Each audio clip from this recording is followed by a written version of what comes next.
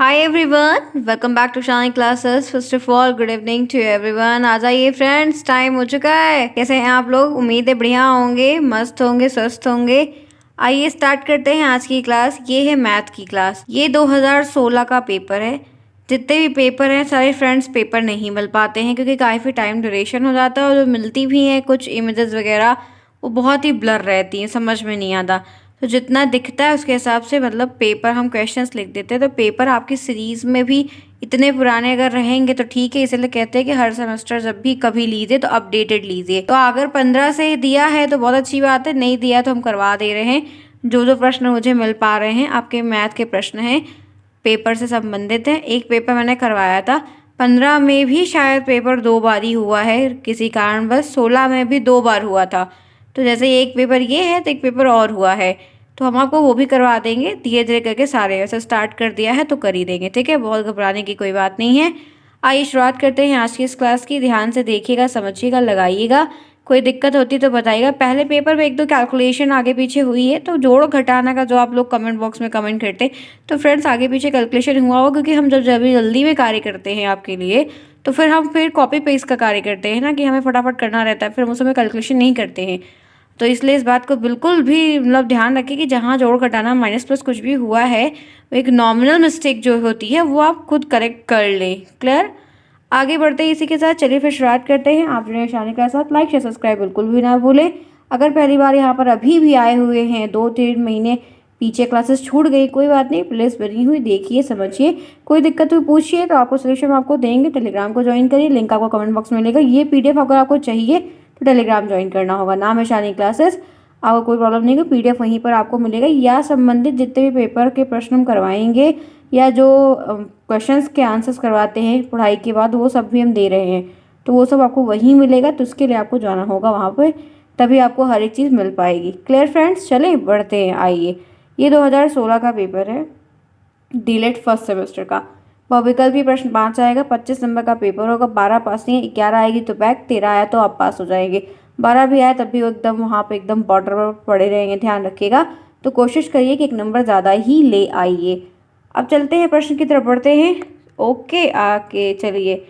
अब देखिए फ्रेंड्स, हमें तो करना रहता है, इसलिए हम आपको टिक रहेगा बताएंगे, आप लोग समझते चलिए, अपने आप से लगाते चलिए।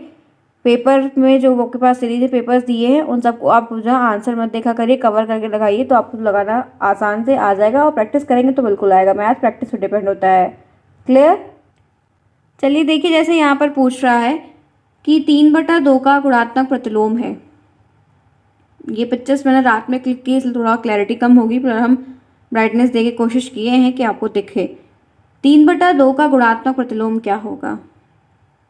ये नया है, क्योंकि जितना भी हमने पढ़ा ये डीलेट सेकेंड सेमेस्टर की मैथ के सिलेबस में दिया है, लेकिन प्रश्न आपको ये सिलेबस आउट ऑफ पूछा, यही मैं आपको दिखाना चाहती थी। गुणात्मक प्रतिलोम के बारे में डीलेट सेकेंड सेमेस्टर की मैथ के सिलेबस में है, लेकिन अभी पूछ लिया है। कोई बात नहीं, बता रहे हैं, टेट में भी आता है, अच्छा प्रश्न है, बहुत सिंपल सा टॉपिक है। गुणात्मक प्रतिलोम क्या होता है? गुणात्मक प्रतिलोम का मान हमेशा 1 आना चाहिए, इस बात को ध्यान रखिएगा। गुणात्मक प्रतिलोम का मान हमेशा 1 आना चाहिए, हमेशा ध्यान रखिएगा। ये एक ऐसी संख्याओं का भिन्न का संख्या का जोड़ होता है जहाँ पर हमको इसका विपरीत करना होता है, ताकि हम उसको जब काटें तो वहाँ पर आंसर 1 आए। जैसे आप 4/4 है काटेंगे तो 1 क्या लिखेंगे? 1 लिखेंगे ना। तो उसी तरीके से आपको ये ध्यान रखना है कि हम इसका अपोजिट करते हैं और हमें उसमें 1 आना चाहिए। बस आपको क्या करते हैं क्या नहीं वो तो मैं आपको बता दूंगी, बस इतना ध्यान रखिए गुणात्मक प्रतिलोम का मान 1 होता है। गुणात्मक प्रतिलोम का मान हमें ऐसी संख्या को रखना पड़ता है जिसको हम वहाँ पर काटें तो हमें 1 आए। जैसे अब 3/2 है, 3/2 का गुणात्मक प्रतिलोम क्या होगा? ऑप्शन ए है -3/2, ऑप्शन बी है 0, ऑप्शन सी है 2/3, ऑप्शन डी है 1। आपको कुछ समझ में आ रहा है? लगाया है आपने कैसे पहले? चलिए कोई बात नहीं, हम आपको बताते हैं। 3/2 का गुणात्मक प्रतिलोम का मान जो होगा वो 2/3 होगा। जैसे कैसे पता है? लिखा है 3/2 ये आपका, और यहाँ पर इसका जो गुणात्मक प्रतिलोम का मान बनेगा वो बनेगा 2/3। हमेशा इसका विपरीत बनेगा। क्यों? ताकि ये कट जाए, ये कट जाए, इसका मान 1 आ जाए। ये ध्यान रखिएगा। अब यहाँ पर 3/2 की जगह कोई भी संख्या हो सकती है। अगर जैसे आप पूछेंगे मैम 4/5 लिखा हो तो ढेर 5/4 होगा। अगर 10/20 लिखा है, 12 लिखा है तो 12/10 होगा। ठीक है, अगर 50/100 लिखा है तो 100/50 होगा। इसका गुणात्मक प्रतिलोम 100/50 होगा। कभी मत भूलिएगा, इस बात को ध्यान रखिएगा, कभी भी नहीं, नो इफ बट, सिंपल तरीके से गुणात्मक प्रतिलोम का मान हमेशा एक होता है, ये ध्यान रखिएगा। आता है प्रश्न। अब जैसे इसके बारे में कुछ बातें हैं तब बता देते हैं। संख्या ए बाई बी का मतलब ये 3/2 के रूप में संख्या a/b के का गुणात्मक प्रतिलोम का मान b/a होगा। जैसे 3/2 का मान 2/3 हुआ, इसका ये अपोजिट हुआ। तो ये 3/2 a/b की जगह पे कोई भी संख्या हो सकती है, एनी डिजिट, चाहे आप जो ले लो, और उसका गुणात्मक प्रतिलोम का मान हमेशा उसका अपोजिट होगा। क्योंकि 3/2 का गुणात्मक प्रतिलोम का मान 2/3 होगा, इस बात को ध्यान रखिएगा, भूलिएगा नहीं तो गलती करें। क्योंकि गुणात्मक प्रतिलोम का मान बराबर 1 होता है। गुणात्मक प्रतिलोम का ये कभी कभी आपको बहुविकल्पी में देता है और ऑप्शन में लिख देगा गुणात्मक प्रतिलोम का मान, ए में लिख देगा 1, 2 में लिख देगा 3, 3 में लिख देगा 0, 4 में लिख देगा नन। तब आपको टिक करना होगा, लेकिन जब पता होगा तभी तो करेंगे, क्योंकि गुणात्मक प्रतिलोम और योगात्मक प्रतिलोम ऐसे अलग अलग करके पूछता है, तो दोनों में फ़र्क है। तो यहाँ पर ध्यान रखिएगा इस चीज़ को। एक प्रश्न अभी तक किया ताकि क्लैरिटी के साथ क्लियर हो जाए। आगे बढ़ते हैं। चलिए फ्रेंड्स, ये दूसरा प्रश्न है। देखिए, 4/3 4 का 3% होगा। परसेंट का प्रश्न है, सिंपल सा साधारण सा प्रश्न है जो बहुविकल्पी में पूछा गया। ऑप्शन दिया है 25%, 65%, 50%, 75%। आपका सही आंसर है 75%। लेकिन आप लोग लगाइए पहले आंसर किसका किसका आ रहा है, लगाइए ज़रा। सही आपको दिख रहा है, समझ में आ रहा है, फटाफट लगाइए। बिना लगाए काम नहीं चलेगा फ्रेंड्स। अब तो हम आराम से वेट भी कर रहे हैं और वक्त भी दे रहे हैं कि आप आराम से लगाएं, क्योंकि गलती नहीं करना है हमें। जी बताइए। चलिए, तो ध्यान रखिएगा, बहुत सिंपल सा प्रश्न है। मैंने हमेशा आपको बोला है, बताया भी है, लगवाया भी है। 4/3 का प्रतिशत है। का वाली चीज़ें नीचे होती, कई बार बताए। आप इसको लिखेंगे 3 × 100/4। 4 × 4, 25 चौका 100 और 25 तिहाई 75 होता है। दैट मीन 4 का 3% बराबर 75%। 4 का 3% बराबर 75%। क्लियर? आगे चलिए। ये फ्रेंड्स मैंने सॉल्व भी किया हुआ है, देखिए दिख रहा है, ध्यान से, एकदम सिंपल 75%। आगे चलिए, ये देखिए दिया हुआ है यहाँ पर। देखिए, ये अलजेब्रा का प्रश्न है। a माइनस ब्रैकेट में b-2a को सरल करना है। लगाइए सभी लोग। आंसर आपको आ रहा है तो क्या हुआ, बिना लगाए तो आप निकाल नहीं पाएंगे, तो लगाइए। एक ऑप्शन है 3a - b, a - b, 3b - a और 3a + b। जल्दी लगाइए फटाफट। चलिए फ्रेंड्स, करिए। मेरी आवाज़ थोड़ी सी चेंज आ रही होगी, उसका एक अलग पर्पज़ है, थोड़ा सा दिक्कतें हैं जिसकी वजह से रात में जब भी कभी चीज़ें होती हैं, रिकॉर्ड होता है या क्लास होती है, तो वो आपको वॉइस चेंज हो जाती है। धूल लकड़ भी बहुत हो रहा है इस वजह से, नहीं तो सोचिए आप लोग। चलिए बताइए तीसरा क्या होगा। मैं लगाती हूँ। चलिए देखिए, आंसर है 3a - b। क्लियर? बहुत सिंपल सा फ्रेंड्स है, देखो कुछ नहीं करना है।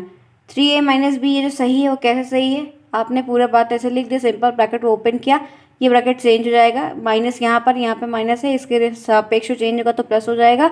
अब ये भी a+ में दिया है, ये भी 2a+ में है, तो ये 3a - b नहीं, इट्स वेरी सिंपल। एक नंबर मैंने आपको और दिला दिया। गलती कोई नहीं करके आइएगा, ध्यान रखिएगा। अगर ऐसे इजी प्रश्न आते हैं, फिलहाल इतने इजी नहीं आएंगे क्योंकि ये पहले 2016 का है, 2023 चल रहा है, तो जहाँ से खुद मान के चलिए कि टफ लेवल का प्रश्न आएगा, ठीक है। लेकिन करवाते चलते हैं कि क्या पता हो सकता है रिपीट ही कर ले।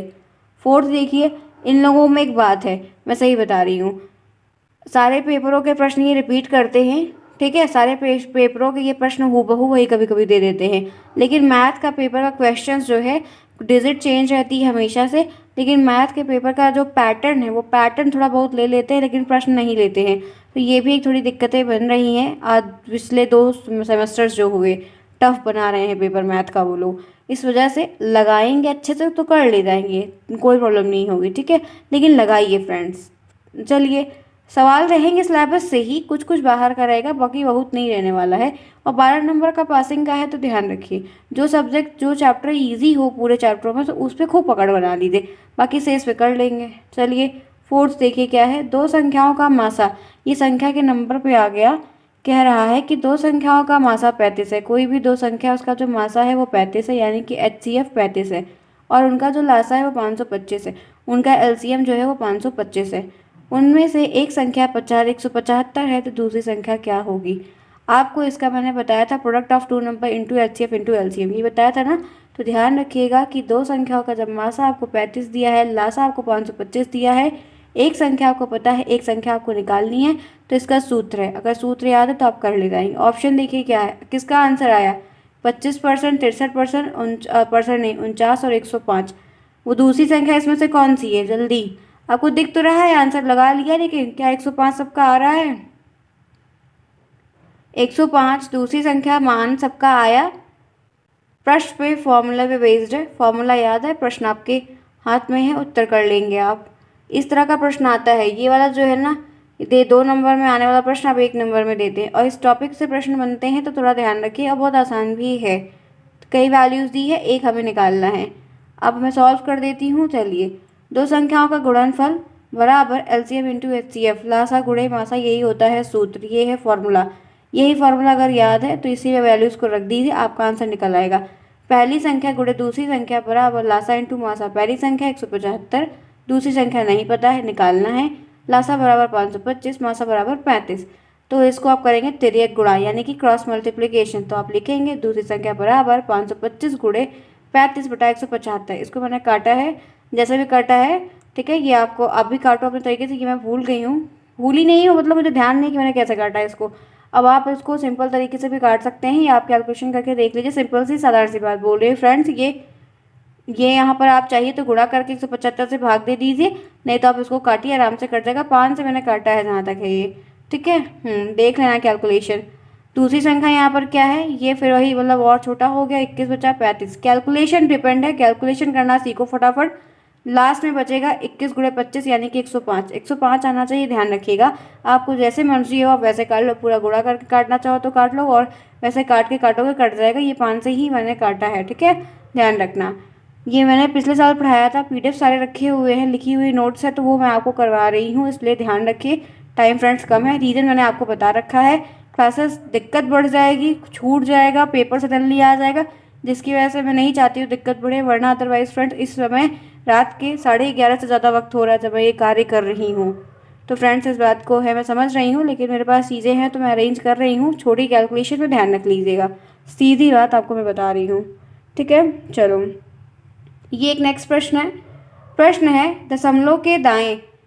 ये फ्रेंड्स पता है एक सिंपल सा प्रश्न दिया गया था, मैंने पूरा प्रश्न यहाँ पर नहीं लिखा है क्योंकि मुझे पेपर नहीं मिल पाया था, लेकिन मैं आपको बता देती हूँ। जो दशमलव का आपको वो आता है प्लेस वैल्यू फाइंड करने को, स्थानीय मान, अगर हमको नॉर्मल संख्या का देता है तो हम कर लेते, लेकिन जब दशमलव का देता है हम गलती कर देते। तो उसी का एक प्रश्न है, वो मैं प्रश्न आपको मिलेगा, इससे पहले करवाया था। अभी यहाँ पर ये ध्यान रखना है कि जो बच्चे गलती करते हैं, पहचान नहीं पाते, वो बताती हूँ। जैसे यहाँ पर मैंने डायरेक्ट ले लिया है, ठीक है। अब यहाँ पर ये आपका C ऑप्शन है, यहाँ सही था, चूज़ कर लिया। इसमें और भी ऑप्शन दिए होंगे, जैसे मैं A ऑप्शन बना देती हूँ, तो 146,5/100 ऐसे कुछ करके रहा होगा, जैसा भी अलग अलग ऑप्शन रहे होंगे। हम आपको पहले इसमें ये बताना चाहते हैं कि जो चूज़ किया जाता है कि कौन सा सबसे ज़्यादा बड़ा मान होगा। दशमलव के दाएं, ध्यान से वो बात सुनना, दशमलव के दाएं ओर की संख्या का स्थानीय मान उतना ही अधिक होगा जितना वो दशमलव के पास होगा। यानी कि दशमलव यहाँ है तो इसका दाएं ये होगा, दशमलव यहाँ लगा हुआ तो इसका दायां तो ये होगा ना। तो वही कह रहे हैं कि दशमलव के दाएं यानी कि राइट की तरफ, राइट डायरेक्शन में संख्या का स्थानीय मान उतना ज़्यादा अधिक होगा जितना वो दशमलव के पास होगी। तो सबसे पहले अगर दशमलव की संख्या के बगल की बात करते हैं तो दशमलव फ्रेंड्स यहाँ पर लगा हुआ है, तो ये वाली संख्या सबसे बड़ी होगी, उसके बाद ये होगी, उसके बाद ये होगी। क्योंकि दशमलव के दाएं से जो संख्या देख रहे हैं तो सबसे पहले 5 आ रहा है, फिर 1 आ रहा है। इसीलिए जब कभी भी आपको अगर जैसे यहाँ दिया तो इसको हम 5 को क्या लिखेंगे, 5/10 लिखेंगे, 5/10 लिखेंगे। 1 को हम क्या लिखेंगे, 1/100 लिखेंगे, क्योंकि दशमलव की संख्या के बाद जो चीज़ें होती है वो थ में आती हैं, 100th। अब एक इसको क्या लिखेंगे, तो आप देखेंगे इसको, सॉरी इसको लिखेंगे 1/1000, ठीक है, ध्यान रखिएगा। तो सबसे बड़ा जो है वो 5/10 है इन कंपेरिजन टू 1/100 और 1/1000। ध्यान रखिएगा क्योंकि दशमलव के राइट के सबसे नज़दीक जो संख्या है उसका मान सबसे ज़्यादा बड़ा है क्योंकि वो 1/10 पार्ट है। क्लियर? आगे चलें तो इस तरह से कोई भी स्थानीय मान आपको दशमलव का पूछता है आता है तो कभी भी गलत मत करिएगा, ध्यान रखिएगा। ठीक है, लेकिन अगर यही चीज़ आपको नॉर्मल संख्या की दी होती और नॉर्मल रहता तो आपसे पूछता तो सबसे बड़ा मान फिर इसका कहलाता, ना कि बाकी का, क्योंकि ये सबसे बड़ी डिजिट होती। तो वो एक अलग है, एक नॉर्मल डिजिट और दशमलव के डिजिट में फ़र्क होता है। आगे बढ़े, चलो नेक्स्ट देखो। अब ये 5 प्रश्न यहाँ पे आपके अतिलघुत्तरी के बहुविकल्पी के आते हैं, वो ओवर हो गए। 5 में से 5 मिला हुआ क्योंकि सिंपल प्रश्न था, बाकी इसमें ऐसा कुछ ट्रिकी नहीं था। चलिए अब आगे बढ़ते हैं अतिलघुत्तरी पे। अतिलघुत्तरी पे है, चलिए आपको दिख गया है, कोई बात नहीं। चलिए ये 6 प्रश्न है, सिंप्लीफिकेशन का है। मैंने उस दिन की क्लास में भी बोला था कि बॉड मास के रूल पे BODMAS, B for bracket, O for of, D for division, M for multiplication, A for addition, S for subtraction, जो जैसे आता है उसी क्रम में चलता है। तो आपको क्या ध्यान रखना है कि सरलीकरण यानी कि सिंप्लीफिकेशन से प्रश्न को लगाना है। यहाँ पर है 13 माइनस ब्रैकेट में 8 गुणे 2 प्लस 3। तो सबसे पहले हम क्या करेंगे, ब्रैकेट को सॉल्व करेंगे। तो ब्रैकेट को जब हम सॉल्व करेंगे तो ये यहाँ पर गुणे में है तो 8 दूनी 16 होता है, 16 आएगा। तो हम यहाँ पर लिखेंगे 13 माइनस 16 प्लस 3। ये प्लस में है, ये माइनस में है, कोई दिक्कत नहीं है। हम करेंगे एडिशन, 13 में आप 3 ऐड करेंगे तो बनेगा क्या, 16, और 16 माइनस 16 बराबर क्या आएगा, 0, 0/0। ठीक है, 0 आ गया। तो ये 6 हो गया। सिंपल 1 नंबर का प्रश्न, उस समय बड़ा आसान आता था। ठीक है, चलिए 8 के प्रथम 5 अपवर्त लिखिए। अब आप ये लिखिए, आंसर किसी को नहीं दिख रहा है, हम दिखाएंगे, लगाइए। 30 सेकेंड का काउंटडाउन मिलेगा, बट अपवर्त, समापवर्तक और सभी बच्चे ध्यान से सुन लें। ये ऐसा टॉपिक का चैप्टर है जो फ्री के नंबर दिलाता है। सिंपल बातें हैं, नहीं देखा है तो वीडियो जाइए, देखिए फटाफट। ये टॉपिक से प्रश्न हर बार ही आता है तो इनको मत छोड़ के आइएगा। 8 के प्रथम 5 अपवर्त लिखिए, बताइए क्या होगा, जल्दी। सभी को करना है फ्रेंड्स, ऐसे काम नहीं बनने वाला, मैथ है ये, मैथ। चलिए, अपवर्त, समापवर्त, अपवर्तक, समापवर्तक, सब ध्यान रखिएगा, सारी बातें आपको मैंने बताई है। तो 8 के प्रथम 5 अपवर्त की अगर हम बात करते हैं तो हमें इसमें कुछ करना नहीं है। अब हमको इसको 8 का गुणा करके प्राप्त कर देना, हमको आराम से मिल जाएगा। अपवर्त की जब बात करते हैं तो हमें कुछ नहीं करना है।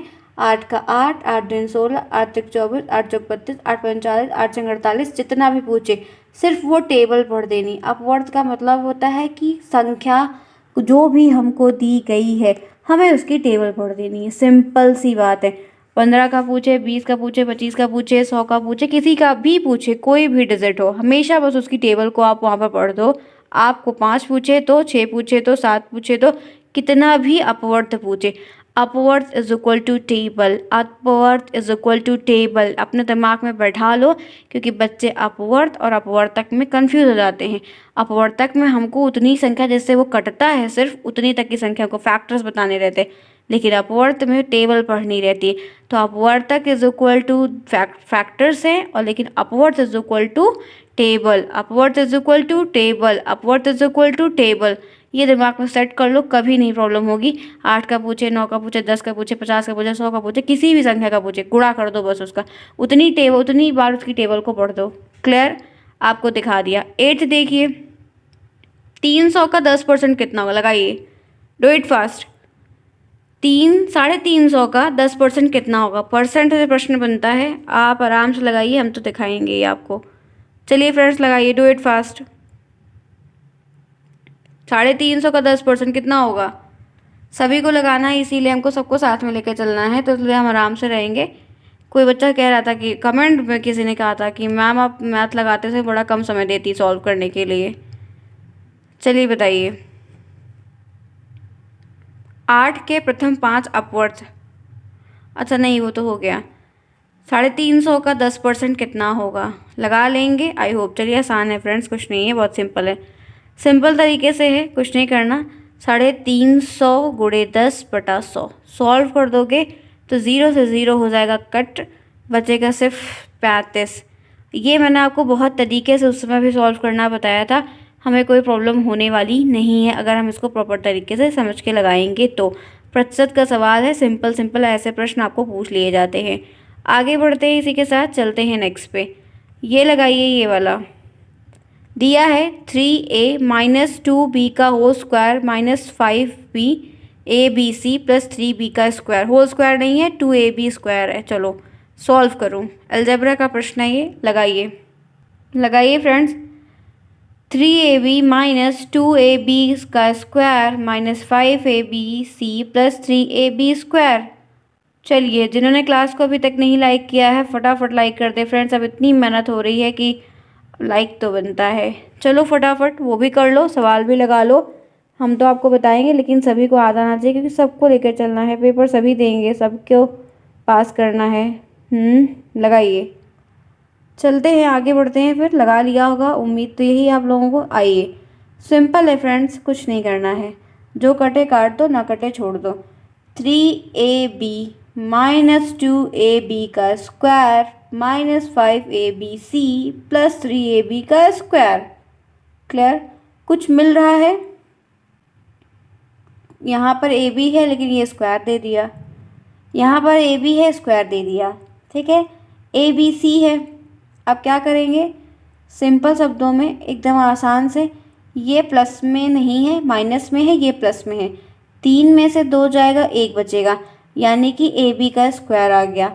एक चीज़, अब एक चीज़ यहाँ पर मिस्टेक हो रही है, वो पता है क्या मिस्टेक हो रही है? यहाँ पर ना c भी होगा, यहाँ पर c, तभी तो ये 2abc आया, क्योंकि 5 में से 3 माइनस होगा, ये प्लस में है, ये माइनस में है, 5 में से 3 जाएगा, तभी यहाँ पर माइनस 2abc प्लस ab का स्क्वायर आया है। इसको जब हम ओपन करके मतलब लिखेंगे तो हम ab इसमें से और इसमें से कॉमन ले लेंगे। ठीक है, तब भी एक b बचेगा, क्योंकि इसके बाद 2 b है, तो ab को कॉमन ले लिया, तो यहाँ पर हम क्या लिखेंगे, यहाँ पर लिखेंगे b माइनस 2c। आप ऐसे भी छोड़ देंगे तो भी दिक्कत नहीं, लेकिन सॉल्व कर देंगे तो और बेटर रहेगा, कोई दिक्कत की बात नहीं है। तो यहाँ पर बस c और होगा, इस बात को ध्यान रखिएगा। अभी हमने इसको देख लिया, क्लियर है? कोई प्रॉब्लम लग रही है? सिंपल है, इस तरह के प्रश्न हम लगवाएंगे, लेकिन पेपर पहले देखा तो पेपर हम पहले सोचे कि पेपर करवा देते हैं। आगे बढ़ते हैं, नेक्स्ट देखते हैं 10th। देखिए, तल पर स्थित किन्हीं 2 बिंदुओं से होकर जाने वाली रेखा कितनी रेखाएं खींची जा सकती हैं? कोई एक तल है, सरफेस है, और स्थित किन्हीं 2 बिंदुओं से होकर, कोई 2 बिंदु दिया गया है। ठीक है, कोई 2 बिंदु। फ्रेंड्स, अगर पहले से हमें पता है कि ये एक सरफेस है और इस पर हमें कोई 2 बिंदु दिया गया, तो कितनी लाइन आप बना सकते हो? तो आप सिर्फ एक लाइन बना सकते हो, इस बिंदु से लेकर इस बिंदु। अब ये हो सकता है कि ये बिंदु यहाँ से यहाँ तक हो या यहाँ से यहाँ तक हो, वो अलग बात है कितनी दूरी पे बिंदु है, लेकिन यहाँ पर है, आप लिखेंगे कि तल पर स्थित किन्हीं 2 बिंदुओं से होकर जाने वाली केवल एक रेखा खींची जा सकती है, क्योंकि 2 बिंदु पहले से आपको बताया है कि फिक्स्ड है, यहाँ पर एक है, यहाँ पर, इसके बीच में आप सिर्फ एक ही बना सकते हैं, अदरवाइज नहीं। तो ये आपका थोड़ा सा एक प्रश्न इस तरीका का भी बना हुआ है। आगे चलिए, 11th देखिए, किसी वृत्त के व्यास और त्रिज्या के संबंध को लिखिए। वो एक सूत्र नहीं है, आपको पता है, diameter is equal to 2 into radius, वही आपसे पूछ रहा है। फिलहाल इस तरह के प्रश्न नहीं आएंगे, ये 2016 का पेपर हम करवा दे रहे हैं, दिखा दे रहे हैं, देख लीजिए, इतना इजी नहीं आएगा, ध्यान रखिएगा। ठीक है, अगर आपकी किस्मत रही तो हो सकता है पलट जाए गेम, अदरवाइज इतना इजी नहीं देंगे। किसी वृत्त के व्यास, वृत्त यानी कि सर्किल, उसके डायमीटर और रेडियस के बीच में क्या संबंध होता है? तो हम जानते हैं व्यास बराबर 2 इंटू रेडियस होता है। ठीक है, तो ये सूत्र पे ही पूछ लिया। आगे बढ़ते हैं 12th। तो फ्रेंड्स, आज मैं इतना ही करवाऊंगी अभी के लिए। ये जो 12th वाला पोर्शन है, मैंने लिया तो पूरा है, लेकिन कोई बहुत दिक्कत की बात नहीं है, इसको मैं आपको कल करवा दूंगी। 5-6 क्वेश्चन इसके हैं, ताकि आपका 2 टर्म में हो जाएगा। ठीक है, मैं एक बार कल फिर रिवीजन करवा दूंगी, किसी को दिक्कत ना हो, क्योंकि आप लोग बाद में बोलते हैं, तो मैंने सोचा कि पहले आज इतना करवा। तो 5 प्रश्न मैंने आपको ये करवाए, बाकी शेष वो करवा दिए, तो 11 प्रश्न मैंने आपको करवा दिया है आज की इस क्लास में। ये 2016 का पेपर है, 2 पेपर 16 में हुआ है। दूसरा वाला अगर मुझे देखेंगे इंपॉर्टेंट प्रश्न लगेगा कि हाँ पेपर में आ सकता है, तो हम करवा देंगे, या आप लोग जैसा कहिएगा। तो आज मैंने ये पेपर का करवा दिया, अब इसका पार्ट 2 बनेगा, ये पार्ट 1 रहेगा, इस बात को ध्यान रखिएगा। पार्ट 2 बनेगा, उसमें बाकी का वो करवा दूंगे। और इस प्रश्न में से जो प्रश्न आपको नहीं समझ में आया होगा, उसको आप कमेंट बॉक्स में क्लियरली बता दिए कि मैम, मतलब कि आपको ये नहीं समझ में आया, हम फिर आपको नेक्स्ट क्लास में बनाएंगे, उसमें वो आपके प्रश्न आपको सम्मिलित करके हम आपको बता देंगे। ठीक है, चलिए, तो ये भी आपके सोल्यूशन दूर है, मिलते हैं फिर नेक्स्ट में। नई बात के साथ नई क्लासेस लेंगे, समझेंगे, जानेंगे। कोई दिक्कत होगी तो चर्चा भी करेंगे। तब तक के लिए take care, bye bye, see you soon.